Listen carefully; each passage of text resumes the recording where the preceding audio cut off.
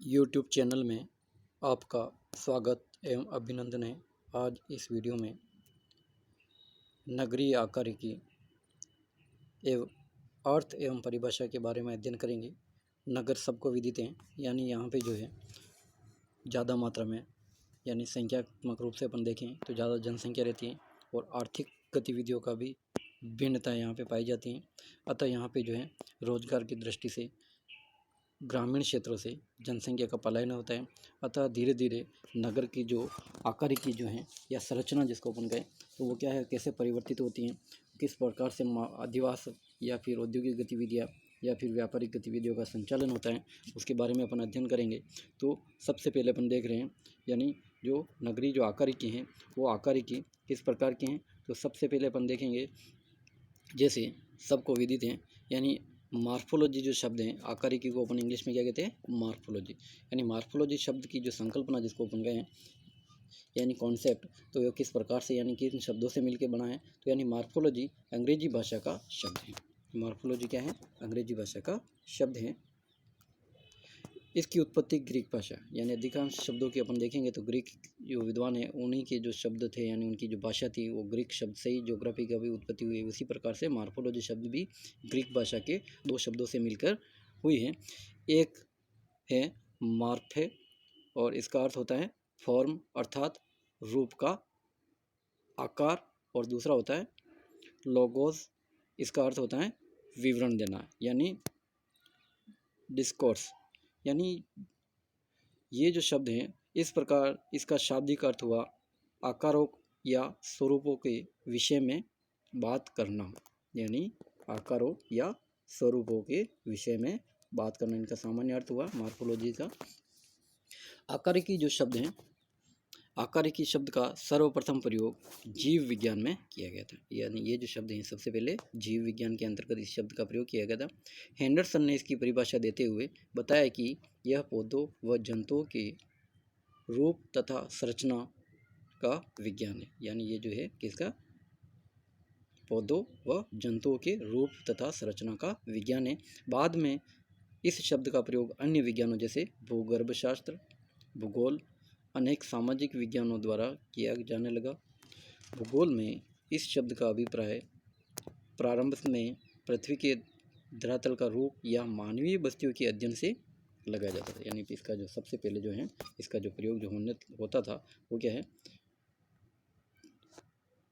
भूगोल में इस शब्द का अभिप्राय प्रारंभ में पृथ्वी के धरातल का रूप, यानी पृथ्वी के जो धरातल का जो रूप है, धरातल का रूप या मानवीय बस्तियों के अध्ययन से लगाया गया।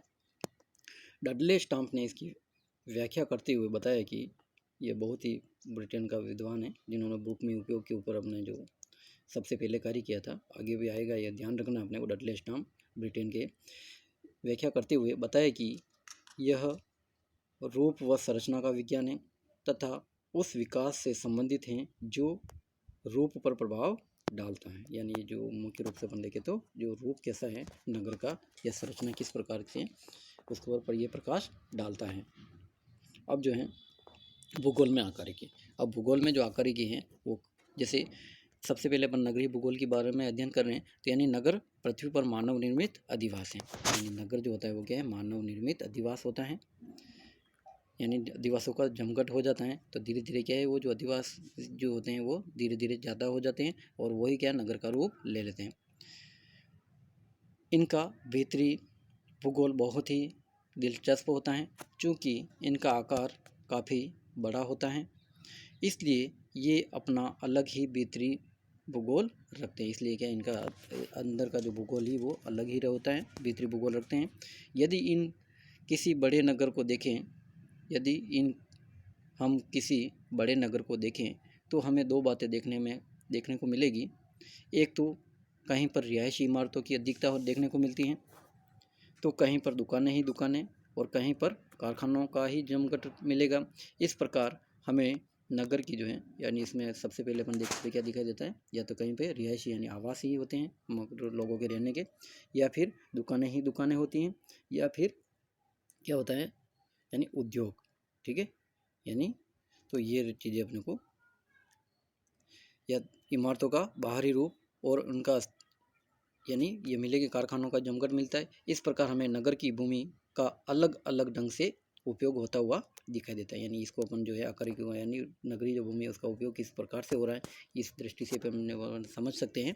ठीक है, तो यानी उनका जो है अलग अलग ढंग से उपयोग होता है, नगरीय भूमि का होता हुआ दिखाई देता है। दूसरे जैसे इमारतों का बाहरी रूप और उनका स्थान के अनुसार क्रम भी हमारा ध्यान अपनी ओर आकर्षित करता है। कहीं कहीं पर मकान एक मंजिल के होते हैं तो कहीं कहीं पर आकाश से बातें करते हैं। यानी जैसे मंजिल जो है अपन देखें तो कहीं कहीं पर एक मंजिल की इमारतें होती हैं तो कहीं कहीं पर आकाश यानी बहुत ज़्यादा यानी मंजिलें यानी वो होते हैं, जिसमें कॉम्प्लेक्स के रूप में आजकल अपन दिखाई दे रहे हैं नगरों में। तो कहीं मकान सड़कों के किनारे बसे हैं तो कई कारखाने, कई जो है क्या है कारखाने, यानी ये जो अपने को दिखाई कारखाने दिखाई देते हैं। इस प्रकार से अपन देखें तो यानी ये ध्यान अपनी ओर आकर्षित करते हैं। यानी कहीं कहीं पर क्या मकान एक मंजिला के होते हैं तो कहीं कहीं पे आकाश से बातें करते हैं, तो कहीं पर सड़कों के किनारे मकान होते हैं तो कहीं पर कारखाने बस्तियों के बीच में कारखाना बस्तियों के बीच में है बसे हैं। दुकानें रिहायशी क्षेत्र में प्रवेश कर गई हैं। कहीं कहीं पर गंदी बस्तियों का विकास हो गया है। यानी गंदी बस्तियाँ जिसको अपन स्लम्स कहते हैं, ये भी अपने को ध्यान रखना, आगे आएंगे अपने जो टॉपिक है आगे विकास हो गया है। आदि सब बातें हमें नगर के गठन अर्थात उसके आकार को ही बताती हैं। नगर में हमें औद्योगिक इकाइयाँ, व्यापारिक क्षेत्र, रिहायशी मकान आदि देखने को मिलते हैं जो नगर की भूमि पर अपना विस्तार कर लेते हैं। अर्थात नगर की भूमि का इन कार्यों के लिए उपयोग होता है। इसके कारण नगर के विभिन्न प्रकार के भूमि उपयोग क्षेत्र बन जाते हैं जिनको हम नगरीय क्षेत्र यानी अर्बन रीजन्स या कार्यात्मक कटिबंध यानी फंक्शनल जोन्स का नाम देते हैं। इसमें नगर की भूमि का उपयोग तथा उस पर स्थापित इमारतों उस पर जो स्थापित इमारतों की भौतिक संरचना व उनका विभिन्न कार्यों में उपयोग का अध्ययन करते हैं। ठीक है, इस प्रकार से अब जो है ये हो गया अपने यानी नगरीय जो भूमि है उस किस प्रकार से यानी रिहायशी में उनका उपयोग हो रहा है या औद्योगिक हैं या फिर किस प्रकार से उनका जो व्यापारिक यानी दुकानों के रूप में नगरीय भूमि का उपयोग हो रहा है। तो अलग अलग जो ये जो संरचना जो दिखाई देती है ये क्या है, विभिन्न भिन्न कार्यों में नगरीय भूमि का उपयोग अपने को यानी फिजिकल फॉर्म एंड फंक्शन के रूप में ये दिखाई देते हैं। अब है आकारिकी की परिभाषा। अब अलग अलग विद्वानों ने आकारिकी की अलग अलग परिभाषा दी हैं। सबसे पहले अपन देखेंगे जैसे सामान्य अर्थों में भूगोल में आकारिकी के अंतर्गत उपरोक्त सब बातों का विस्तृत अध्ययन किया गया, लेकिन नगर के भीतर पाई जाने वाली विशेषताओं और प्रतिरूपों से इसका संबंध होता है। यानी नगर के भीतर पाई जाने वाली जो विशेषता है और प्रतिरूपों से ही इसका संबंध होता है। नगर के विभिन्न घटक जैसे भिन्न भिन्न तरह के आकार और आकृतियों अथवा स्वरूपों का निर्माण करते हैं और अलग अलग और सब मिलकर नगर की संरचना की कुल तस्वीर या झलक यानी टोटल अपीयरेंस ही इसकी आकारिकी कहलाती है। यानी जो सभी जो है वो एक मोटे तौर पे जो अपने को संरचना दिखाई देती है सभी कार्यों की भिन्न भिन्न यानी विभिन्न विद्वानों ने आकारिकी को निम्न तरह से परिभाषित किया है। जैसे सबसे पहले अपन देखेंगे जेपीसी यानी ओपीसी ने बताया कि वास्तविक रूप में नगर के भीतर पाए जाने वाले भिन्न भिन्न स्वरूप और संरचनात्मक प्रतिरूप उसकी आकारिकी का परिचय देते हैं। यानी भिन्न भिन्न जो स्वरूप जो दिखाई देते हैं और संरचनात्मक प्रतिरूप उसकी आकारिकी का परिचय देते हैं। उनके अनुसार आकारिकी के अंतर्गत नगर के भीतर पाई जाने वाली उनके अनुसार क्या है, नगर के भीतर पाई जाने वाली दो विशेषताओं का अध्ययन किया जाता है। पहला जो है वो क्या है, नगर का भौतिक स्वरूप व व्यवस्था यानी फिजिकल फॉर्म एंड अरेंजमेंट। दूसरा है नगर की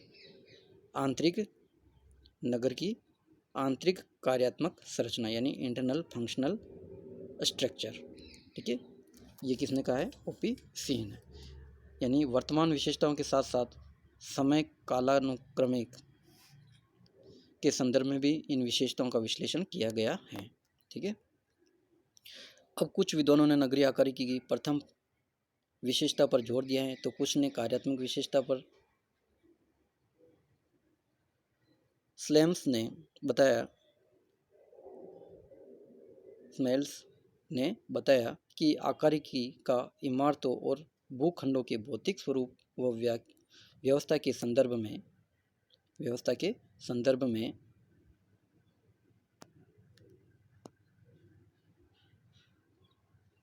आंका जाता है। यही नगरीय भूदृश्य बनते हैं। इस भूदृश्य की कार्यात्मक व्याख्या भी नगरीय आकारिकी का ही एक अंग है।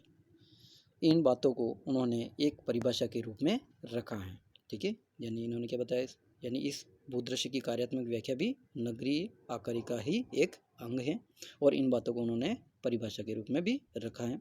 दूसरा जो विद्वान है वो है ऑर्थर ई स्लैम्स।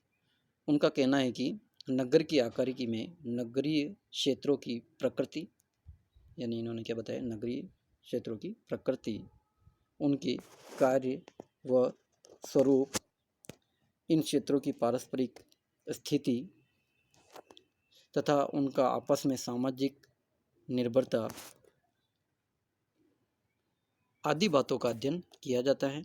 इन सब बातों का अध्ययन ही नगरीय क्षेत्र का भौगोलिक विश्लेषण कहलाता है। यानी इन्होंने क्या क्या जोड़ दिया है, यानी नगरीय क्षेत्रों की प्रकृति और उनके कार्य व स्वरूप, और साथ ही साथ इन क्षेत्रों की पारस्परिक स्थिति, यानी वो कहाँ पे स्थित है, उनकी आपस में सामाजिक निर्भरता क्या है, आदि बातों का भी अध्ययन इन्होंने किया है। ठीक है, और यही क्या है, नगरीय क्षेत्र का भौगोलिक विश्लेषण कहलाता है। ठीक है, अब तीसरा जो विद्वान है वो है आर ई डिकिंसन ने जो इसे परिभाषित करते हुए बताया है कि आकारिकी नगर के प्लान व निर्मित क्षेत्र से संबंधित है। उसका अध्ययन व व्याख्या नगर के विकास, उत्पत्ति व कार्य के संदर्भ में की जाती है। उनका जो अध्ययन जो है वो किस में किया जाता है, विकास, उत्पत्ति व नगर के कार्य के संदर्भ में किया जाता है।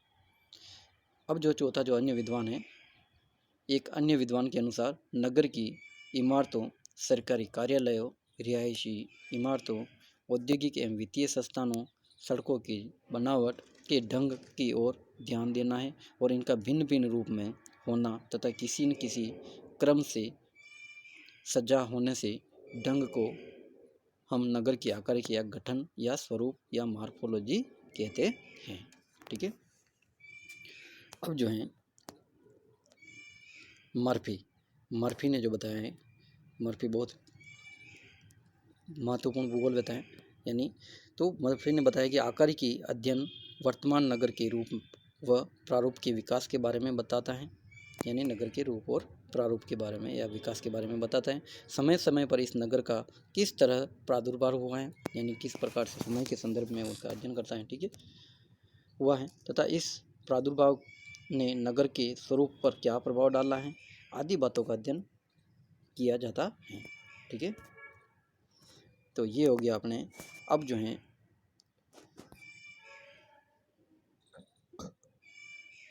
आकारिकी के अध्ययन में शामिल जो तत्व कौन कौन से हैं, उन तत्वों के बारे में अपन अध्ययन करेंगे। तो अपने नोटबुक में जरूर उतारना ये जो तत्व हैं। अब कुसुमलता दत्ता ने जो उनके अनुसार जो नगरों की आकारिकी संरचना के विस्तृत अध्ययन में निम्न बातों को उन्होंने शामिल किया है। तो जैसे पहला उन्होंने क्या बताया, नगर की आकारिकी को विकसित करने में उनके नाभि केंद्र, यानी जो नोडल जो सेंटर होते हैं, नाभि केंद्र और कोशिकाओं का योगदान, यानी role of nodal and cells in pattern function formation. ठीक है, दूसरा जो बताया इन्होंने, नगर के विकास संबंधी तत्व। ठीक है, कौन कौन से नगर के विकास संबंधी तत्व, इसके अंतर्गत कौन कौन से तत्व होते हैं, जैसे सड़कें नगरीय जीवाणु के अस्थिपंजर के रूप में। दूसरा क्या है, नगर की आकारिकी पर कार्यों का प्रभाव, यानी नगर की जो आकारिकी है उसके ऊपर कार्यों का क्या किस प्रकार से प्रभाव पड़ता है वो।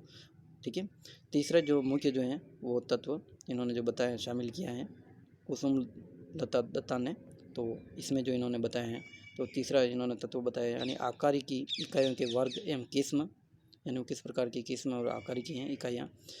चौथा है आकारिकी खंड, यानी मार्फोलॉजिकल जोन्स। पांचवा है नगरों का बाह्य रूप, यानी वो बाह्य रूप से किस प्रकार से दिखाई देते हैं, उनका बाह्य स्वरूप वो भी कैसा है नगरों का। छठा है नगरीय पार्श्विका, यानी अर्बन प्रोफाइल्स। ठीक है, जो दूर से किस प्रकार से दिखाई देता है। अब जो है इन विशेषताओं का विस्तृत वर्णन आगे अपन देखेंगे, वो विस्तृत रूप से अपने जो सिद्धांत आएंगे उनमें भी, तो अपने को ये जो तत्व हैं इन तत्वों का यानी कुसुम लता दत्ता ने किस प्रकार से बताएं।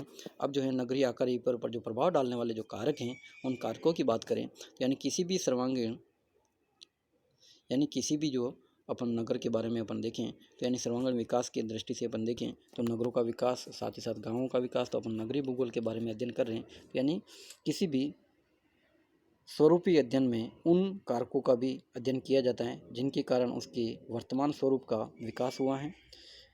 इसमें वर्तमान स्वरूप की भौतिक संरचना का अध्ययन भी होता है तथा नगर के कार्य क्षेत्रों पर भी प्रकाश डाला जाता है। अब जो है नगरीय आकारिकी अर्थात नगरों की संरचना पर निम्न दो बातों का प्रभाव सामूहिक रूप से पड़ता है। पहला जो है वो है प्राकृतिक कारकों का प्रभाव।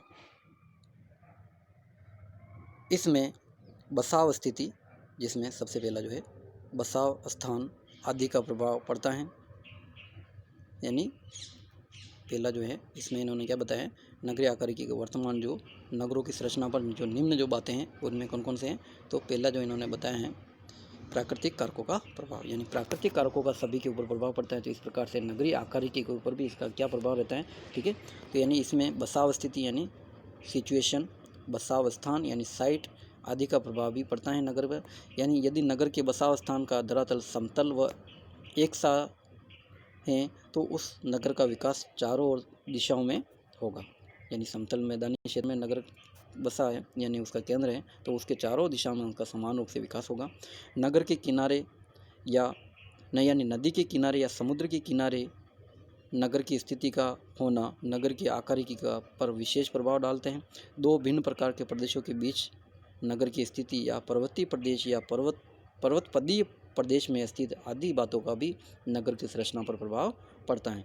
यानी पर्वतीय क्षेत्रों में घुमावदार ढाल यानी धूपदार, पर्वतीय क्षेत्रों में धूपदार ढाल यानी जहाँ पे होता है वहाँ पे जो है ज़्यादातर बस्तियाँ बसाव करती हैं, तो वहाँ पे नगरों का विकास होता है। यानी जिस प्रकार जिससे सूर्य उदय के समय जो है वहाँ पे धूप आना, तो उस दिशा में वहाँ पे नगरों का सामान्यतः ज़्यादा विकास दिखाई देता है। यानी धूपदार का ढाल की उपस्थिति, जलवायु दशा, जल की उपलब्धता आदि बातों का भी नगर की आकारिकी पर किसी न किसी रूप में प्रभाव पड़ता है। यानी जैसे सामान्यतः अपन देखेंगे तो यानी अधिकांश जो प्राचीन जो सभ्यता है वो क्या है, नदी घाटियों के किनारे या मैदानी भागों में जो उपजाऊ जो मैदानी भाग हैं वहीं पे बसाव हुआ था प्रारंभिक समय में लोगों का। तो वो धीरे धीरे बस्तियाँ बड़ी होती गई और वहाँ पे नगरों का विकास होता गया और बाद में वो सभ्यताओं के रूप में विकसित हुई। अब दूसरा जो वो है सड़क एवं धरातलीय स्वभाव, यानी ये जो आजकल जो है यानी रक्त धमनियों के रूप में यातायात के साधनों को माना जाता है, तो यानी इनका भी नगर की जो संरचना के ऊपर यानी आकारी के ऊपर क्या प्रभाव पड़ता है। तो हमारे देश के अधिकांश नगर नदियों के किनारे बसे हैं, अतः नदियों के प्रवाह मार्ग का प्रवाह यानी नदियों के प्रवाह मार्ग का प्रभाव नगर की आकारिकी पर सबसे अधिक दिखाई पड़ता है। नगर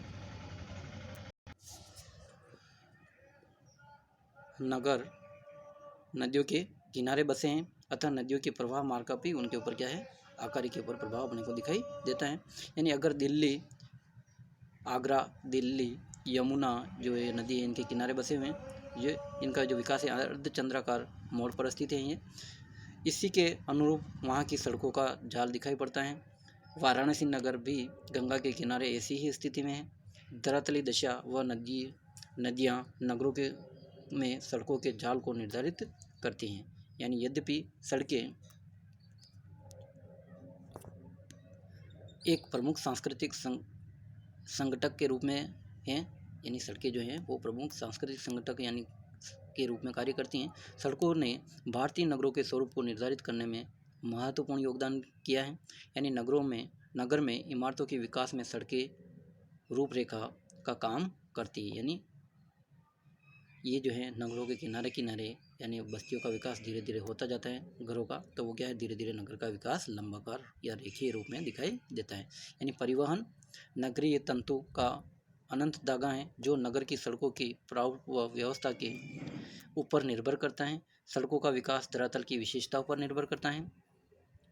समतल मैदान सड़कों के तेज विकास में सहायक होते हैं, यानी समतल जो मैदानी भाग होते हैं वहाँ पे सड़कों का तेज विकास होता है, सहायक होते हैं। जबकि उबड़ खाबड़ धरातल सड़कों के विकास में अवरोधक पैदा करते हैं। भौतिक कारक सड़कों के विकास पर प्रभाव डालने के साथ साथ उनके डिजाइन व प्रारूप पर भी प्रभाव डालते हैं, यानी वो विकास के पर तो प्रभाव डालते ही डालते, उसके अलावा वो यानी उसके डिज़ाइन व प्रारूप पर भी वो प्रभाव डालते हैं। नदी के किनारे बसे नगरों में सड़कें नदी तट के अनुरूप यानी उनके अनुरूप ही चलती हैं, अनुरूप उसके समानांतर फैल जाती हैं। मथुरा, आगरा, वाराणसी, कानपुर, पटना आदि नगरों में प्रमुख सड़कें नदी के तट के अनुरूप फैल गई हैं और बेंगलुरु नगर में समोच्च रेखाओं व जलाशयों तथा मसूरी, शिमला में समोच्च रेखाओं ने सड़कों के विन्यास प्रारूप पर प्रभाव डाला है। इसी प्रकार दिल्ली में यमुना नदी व दक्षिण पश्चिम का पहाड़ी क्षेत्र सड़क प्रारूप को अधिक प्रभावित नहीं कर पाया है। अतः स्पष्ट है कि सड़कों का विन्यास बसाव स्थान की धरातलीय विशेषताओं का ही परिणाम होता है। इसके अलावा जो कारक हैं वो आकार को प्रभाव करने वाला वो है सांस्कृतिक कारकों का मिला जुला जो प्रभाव होता है। ठीक है, नगर के बसाने वाले लोगों के रीति रिवाज व विचारों का नगर के गठन पर भी प्रभाव पड़ता है। धार्मिक संस्थान जैसे पुराना बाजार स्थान, नगरीय दीवार, औद्योगिक प्रतिष्ठान आदि बातें नगर की आकारिकी पर प्रभाव डालती हैं। ये सब एक नाभि यानी नोडल के रूप में कार्य करती हैं, जिनके चारों ओर नगर का ढांचा केंद्रित हो जाता है। दुकानों या मकानों आदि पर समय विशेष की संस्कृति का प्रभाव स्पष्ट देखने में आता है। सड़कों का भी प्रभाव नगर की आकारिकी को विकसित करने में नाभिक केंद्र व कोशिकाओं का विशेष योगदान इसमें होता है। इस प्रकार नगर का केंद्र नाभिक के रूप में काम करता है, यानी नगर का जो भी केंद्र होता है वो नाभिक रूप में कार्य करता है, यानी नोडल एरिया। ठीक है, तो ये जो है अपने को थोड़ा ध्यान रखना। तो यानी ये जो नगर जो हैं वो नगरों का किस प्रकार से विकास होता है, तो इसमें अपन ने ये देखा है कि यानी नगर की जो आकारिकी है उस आकारिकी के ऊपर यानी स्वरूप जो हैं वो किस प्रकार का है। तो अपन भिन्न भिन्न स्वरूप के बारे में अपन यानी उसके ऊपर कौन कौन से कारक हैं उन कारकों के प्रभाव के बारे में अपन ने देखा है। तो ये जो है आगे जो सिद्धांत है इसमें अपने को मुख्य रूप से जो अपने कारकों को भी अपने ध्यान होना चाहिए। तो ये अपने को अच्छे से आपको PDF भेज दिया है, नोट्स जरूर बना लेवे और इसका समय समय पर अध्ययन करते रहे। धन्यवाद।